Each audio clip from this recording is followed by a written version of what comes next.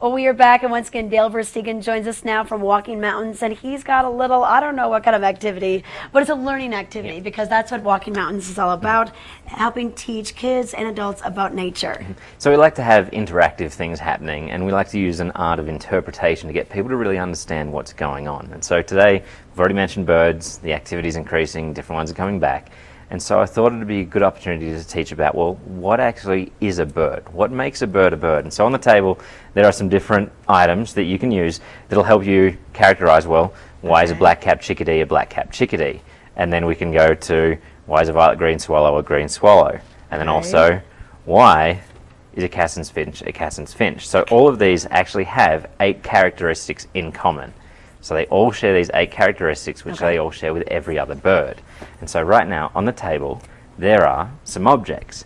And you get to tell me what you think they have to do with a bird. Okay, there's the airplane, so they fly? Obvious 2 characteristics straight away is flight, and that comes from wings. So we have the paper airplane. Easy one there. Okay. And then you've got a little scale up there. Oh, wow, but it's attached to the feet. It's attached to the feet, and this is where you actually start putting them together. So you have scale and larger feet. Okay. So we actually have scaly feet. Oh, scaly feet. Oh, so very clever. We have fun with some of So yeah, the birds, they have the scaly feet. Okay. And then now you brought in this meat thermometer, and you've got it set at 105. So is that their body temperature? Yes, so they are warm-blooded. They're a high temperature, so it's like us, they're warm-blooded. So during winter, the insulation and down and things is going to be keeping them warm. Okay. Oh, and you know what? That brings us to that little jar. Is that their downy feathers? Yep, so feathers. So all birds will have feathers. Okay. So again, we're getting there. We've got a few more to go. Okay. And then they lay eggs? And this is one of my favorites. I'll try and do it on the table here, but people always ask, well, why is an egg shaped like this? And if you look at different species of birds, the shape of the egg will change. If it's a cliff-dwelling animal, the egg will actually be rather pointed with a larger end. If it's on the ground, it's close to being round. And the reason for it, and we'll see if it'll happen on this table, is if you roll them, they will curve. Okay, so if they're on the cliff, it hopefully won't fall off. It's going to try and help keep it in the nest and not roll out. Okay. So we're nearly done. All right, and then we've got this. Now, I don't even know what this is.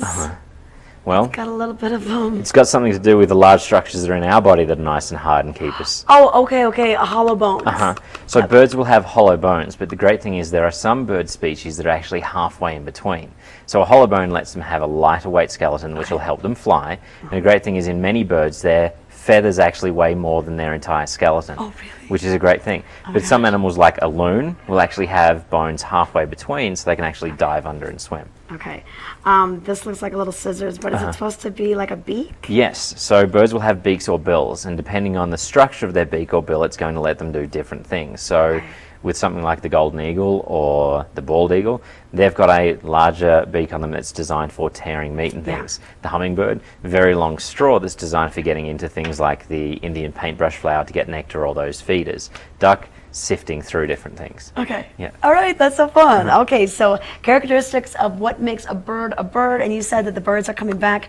I saw quite a few little hummingbirds just this past weekend. Yeah, the hummingbirds that are back at the moment are probably the broad-tail hummingbird, and you'll hear the males flying around. They'll actually have a high trill with their wings, and at this point in time they're displaying, and their display is to fly as high as they can, and then they'll come down as fast as they can, as close to the ground where a female is generally sitting, and make a quick U and go back up. And so you'll see them making this dive bomb.